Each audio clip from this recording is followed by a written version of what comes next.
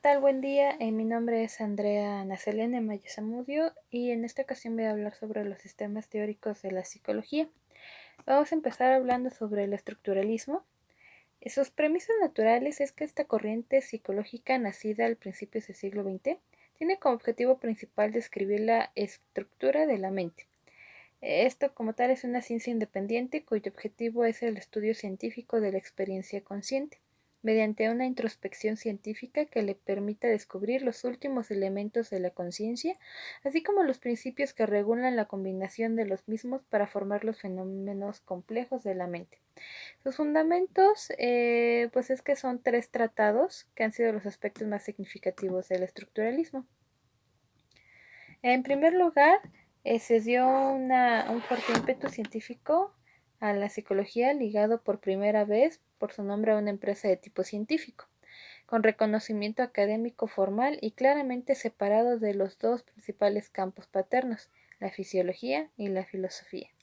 En segundo lugar, puso a prueba de una manera exhaustiva las posibilidades del introspeccionismo clásico como único método para una psicología completa. Y por último, proporcionó una fuente ortodoxista contra la cual pudieron organizar una resistencia a las fuerzas funcionalistas, conductistas y gestalistas. Los objetivos que tuvo, pues es que era la psicología la experiencia inmediata, por oposición a la experiencia inmediata. Para Wundt, la experiencia inmediata era la experiencia utilizada como medio para conocer algo distinto a la experiencia misma. Este es el modo usual que utilizamos en la experiencia de adquirir conocimiento sobre el mundo. Por ejemplo, decimos que la hoja es verde, pero nuestro interés primario está en la hoja, no en el hecho de que ésta sea verde. En la experiencia inmediata, en cambio, sería para Wundt la experiencia per se y la tarea de la psicología para estudiar esta experiencia inmediata en sí misma. Intentamos describir la experiencia que tenemos en relación, como por ejemplo con un dolor de muelas. Nos estamos ocupando de la experiencia inmediata. En cuanto a sus metodologías, pues para Tischer como para Wundt era la técnica de investigación la introspección.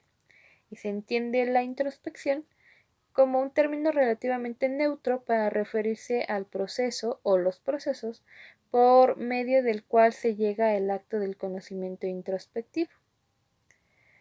Como temas de introspecciones hay tres, en el cual por ejemplo está el modo de aparición de la imagen, que por regla general la imagen amnésica aparece espontáneamente al comienzo del periodo de registro o en el periodo precedente de la posimagen. Luego de eso aparece con intervalos regulares que por lo general aumentan hacia el final del minuto. La segunda es la localización de la imagen, donde cual la imagen amnésica aparece y se distingue de la posimagen sensorial por su posición hacia afuera de la pantalla, mientras la posimagen aparece en los párpados, y destaca que su aparición se acompaña a menudo de la sensación de volverse hacia ella. Ocasionalmente parece estar situada en la cabeza. Como tercer punto, pues está el carácter incompleto de la imagen, donde rara vez las imágenes son completas. Lo más frecuente es que se pierda la porción inferior derecha y que se distingan más nítidamente la superior izquierda. Las principales representaciones y sus aportaciones relevantes en la psicología, fue Tishner en 1898. Tishner agudizó e hizo resaltar de tal modo la distinción entre el estructuralismo y el funcionalismo. Tishner señaló la analogía existente entre el tipo de psicología por el que se inclinaba y el estudio de la estructura de la biología. Tishner, como fundador de la psicología estructural, se le clasifica a él de esta manera, ya que realmente él dio nombre a todos los sistemas. El propio Wundt fue un sistematizador muy escrupuloso y el padre de la nueva psicología experimental, ya que Wundt creía que la mente y el cuerpo eran sistemas paralelos, pero no interactuantes. De este modo, la mente no dependía del cuerpo y podía estudiarse directamente con provecho. Como siguiente punto está el funcionalismo. Las premisas es que el funcionalismo fue el primer sistema norteamericano de psicología. Su desarrollo comenzó con William James, considerado en el ámbito de la profesión como el más grande psicólogo norteamericano. Se llama psicología funcionalista, una psicología que intenta dar respuesta exacta y sistemática a las preguntas ¿qué hacen los hombres y por qué lo hacen? Y como fundamentos, bueno, fue Charles Darwin, quien originó una de las controversiales más grandes de la historia intelectual, que es el famoso trabajo sobre la evolución y la selección natural del origen de las especies. Los objetivos de estudios del funcionalismo, en primer lugar, es de que James señaló a las características de la conciencia que son estudiadas solamente por la psicología. Es personal e individualista, pertenece a una sola persona. En siempre cambiante, es esencialmente por un proceso y debe ser estudiado ante todo como tal, con su famosa expresión corriente de la conciencia. Como metodología, James menciona las dificultades ofrecidas porque el objeto propio de la psicología para analizarlo científicamente. Él acepta los siguientes métodos: la introspección, el método experimental y el método comparativo. Como representantes, pues se dieron aquí tres grupos de psicólogos que contribuyeron al desarrollo del funcionalismo. Los pioneros, que son los que pusieron los cimientos para el desarrollo del funcionalismo, abriéndolos a una amplia variedad de nuevos campos de indagación, como por ejemplo la conducta infantil y en animal. Los fundadores, John Will y James Angel, que establecieron el funcionalismo como un sistema. Por otro lado está también el Gestalt. En el Gestalt las premisas pues es que se dio la distinción que se hace entre un todo y la suma de sus partes. Sus fundadores fueron John Stuart Mill, quienes ambos hombres reconocieron que al cambiarse los elementos en totalidades podían emerger nuevas características. Se basaron en varias leyes, en el cual están las leyes de la forma, la relatividad y la transposición, la constancia del objeto, la dinámica de campo y el isomorfismo. Sus objetos de estudio se dan considerando la actitud fenomenológica, que afirma que es científicamente válido el informe de un individuo sobre el significado de su experiencia interna, así como de su expresión espontánea. Aunque no sean científicas, lo importante es que sea una descripción de los fenómenos. Las metodologías que utilizaron pues fueron como base una actitud ecléctica, con una base fenomenológica en el principio del isomorfismo, que decía que el comportamiento depende de los procesos dinámicos del organismo y de las condiciones externas. De esta forma, en psicología pueden usarse métodos objetivos y de introspección sobre la experiencia directa. Los principales representantes fueron Franz Fretano, que sostenía que la introspección de Wundt era artificial y forzada. Anticipó así el método introspeccionista de la Gestalt y dotó de respetabilidad a la expresión directa e ingenua de la experiencia, o menos nuevos de una complejidad creciente. Y Ernest Mach, que fue un físico que hizo contribuciones tanto teóricas como experimentales. Él sostenía que las sensaciones formaban fase de toda ciencia. Por otro lado está el psicoanálisis, quien su autor principal pues es Freud. Ya sabemos que pues el psicoanálisis es el sistema psicológico más conocido, en especial entre los no psicólogos. Freud señaló que el psicoanálisis eran tres cosas: una técnica para curar la neurosis, un método para investigar el inconsciente y una teoría de la mente. Pretendió explicar los enigmas de la vida. Así, el ser humano aparecía como una criatura contradictoria, en lucha consigo misma, que se veía obligada a renunciar a las satisfacciones más profundas para vivir en sociedad.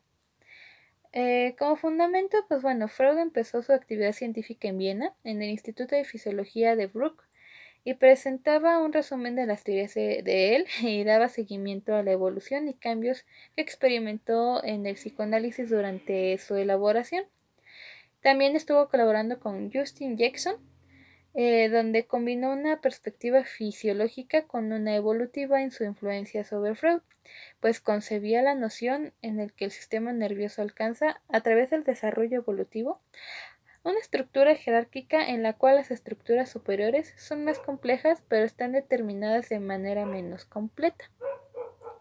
Como objetivos de estudio tuvo varios, en el cual se sobresale el psicoanálisis, que ha hecho muchas aportaciones al campo de la observación empírica. La bibliografía psicoanalítica ofrece, como ninguna otra fuente, estudios intensivos de casos individuales. Freud personalmente publicó solo 4 historias de sus propios pacientes. También está la hipnosis. En este método, Freud lo conoció a través de Joseph Breuer, médico que lo aplicaba con éxito en la curación de la histeria. Breuer requería que los enfermos le hablaran y en estados de hipnosis sus inquietudes y vivencias desagradables le contaba. En ocasiones este relato resultaba suficiente para que desaparecieran los síntomas. Por otro lado también estaba el experimento asociativo o la asociación libre, que consiste en presentar al sujeto una palabra a la que debe responder lo más rápidamente posible con cualquier otra palabra, la primera que se le ocurra. Freud fijó la confusión que experimentaban sus pacientes al dejar que sus pensamientos se asociaran con una libertad sin control. En esta confusión vio la expresión de heridas afectivas, existiendo un mecanismo de resistencia que no permite penetrar la conciencia, la representación traumatizadora, lo que se traduce en una resistencia inconsciente a recordar. También tuvo el análisis de los sueños, en el cual él expresaba que los sueños eran lenguaje simbólico especial, donde se daban inclinaciones reprimidas, deseos rechazados, según en este autor, por lo que este método le proporcionó un medio importante para llegar al inconsciente. Freud veía al sueño como una materialización de un deseo en conflicto, como el camino real al inconsciente. También dio la resolución del fenómeno de transferencia, donde Freud encontró la relación entre sí mismo y el paciente. También se volvió importante en la terapia, ya que el paciente le transfería a él sus actitudes y sentimientos a una etapa anterior. Era necesario enfrentarse a esas reacciones emocionales intensas para efectuar el cambio en las orientaciones de la persona. Las metodologías que utilizaba pues era el estudio de la neurosis, donde se identifican pues 3 fases, ¿no? La primera es el estudio de la neurosis, donde Freud inició explicando los fenómenos observados en la clínica con una teoría similar a la de Charcot, basada en traumas externos, pero pronto descubrió que los síntomas se debían a un conflicto interno, a la lucha de fuerzas represoras y otras reprimidas. La obra representativa de esta fase son los estudios sobre la histeria. Como segundo punto, pues estaba la teoría de los instintos, donde después de descubrir la represión, Freud se concentró en los impulsos reprimidos en el inconsciente y a finales de 1899 publicó la interpretación de los sueños. Como tercer punto, pues estaba la psicología del yo, donde Freud instauró su psicología del yo con un breve ensayo titulado Introducción al narcisismo. Las principales representaciones y aportaciones más relevantes de la psicología, pues está de más decirlo, ¿no? Era Breuer y Freud. Por otro lado está la reflexología rusa, en la cual pues sus premisas es que son los estudios sistémicos del condicionamiento clásico que comenzaron con la obra de Pavlov. Sus fundamentos, pues bueno, Edwin, quien para una tesis doctoral presentada en la Universidad de Pensilvania había probado de manera repetida el reflejo rotular de estudiantes de bachillerato, haciendo sonar una campana 0.5 segundos antes de darle un pequeño golpe en el tendón rotular. Luego de varios ensayos, bastaba con que sonara la campana para provocar el reflejo de alguno de los jóvenes. Dossmann expone que el paradigma del conocimiento clásico es el procedimiento utilizado por Pavlov en el estudio de la salivación condicionada. Los objetivos de estudio de la reflexología pues es la posibilidad explicativa de los avances fisiológicos, la teoría de la actividad nerviosa superior, las reacciones del sistema nervioso frente al estímulo y los reflejos y el aprendizaje automático. Las metodologías que se utilizaron pues fueron el condicionamiento pavloviano excitatorio. Durante el condicionamiento excitatorio, los organismos aprenden a establecer una asociación entre los estímulos condicionados y los incondicionados. También investigó el procedimiento de condicionamiento común, los condicionamientos pavlovianos inhibitorios, la extinción y las aplicaciones del condicionamiento clásico. Los principales representantes, pues bueno, claro, fue Pavlov y sobre él el condicionamiento clásico, que fue una extensión de sus investigaciones sobre el proceso de digestión. Realizó avances importantes en el estudio de la epilepsia al desarrollar técnicas quirúrgicas que permitían que los perros sobrevivieran por muchos años con tubos artificiales o fístulas que facilitaban la recolección de jugos gástricos. Como nato adicional, estos mismos jugos gástricos decían que la misma escuela los vendía y que se decían que ayudaban mucho para enfermedades estomacales. Se los vendían a las personas y se los tomaban. Bueno, por otro punto está la psicología rusa, en la cual pues, la premisa es que la psicología rusa se caracterizó tradicionalmente por haber estado inmersa en una lucha constante entre dos tendencias extremas, el idealismo y el materialismo. Sus fundamentos, pues bueno, fue Lenin, que por ser materialista, pues se oponía al idealismo. Para el materialismo, como su nombre lo dice, la materia es lo primero y la idea lo derivado. El materialismo dialéctico y concretamente la interpretación que Lenin hace de Marx y de Hegel es que no vio obligada en la Unión Soviética para todo tipo de actividad económica, social, política y cultural, pues bueno, en este caso para la psicología. Los objetos de estudio pues fue la antítesis como reflejos o actos de la conducta y la reacción como síntesis de ambos, la reacción como expresión objetiva de los procesos subjetivos. Las metodologías se basaron en los principios de psicología general y pues bueno, una autora llamada Luria distingue dos ciencias, la psicofisiología y la neuropsicología. Los principales representantes, pues bueno, como lo había comentado, pues fue Luria y Vygotsky, para explicar el desarrollo de las funciones psíquicas superiores.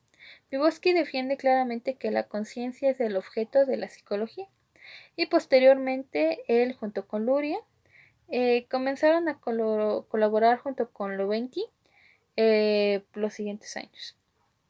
Por último caso está el neoconductismo.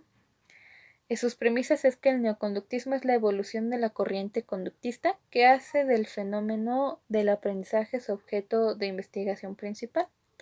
Sus fundamentos son los que relata Skinner, ¿no? Siguiendo la línea del modelo conductista, que rechaza todo tipo de variable interviniente para explicar la conducta, ya sea de naturaleza fenomenológica o fisiológica. Su objeto de estudio pues es que bueno, los skinnerianos elaboran con monos o estudian con monos, perros, gatos, aves y también con seres humanos, intentando emplear los principios de condicionamiento operante a una gran gama de áreas del comportamiento, entre las que destacan pues la fisiofarmacología, que es el estudio de los efectos de las drogas en el condicionamiento operante. Los programas de aprendizaje de Skinner se aplicaron para entrenar a sujetos para misiones especiales. Los principios de aprendizaje skinnerianos se aplicaron de diseño de sociedades utópicas, donde cada uno se le condicionaría a ocupar el lugar más adecuado. Las metodologías, pues bueno, como ya se sabe, pues fueron los reforzamientos, que era tanto positivo como negativo, donde el positivo había una remuneración y en el negativo pues había un castigo. Y el entrenamiento por omisión.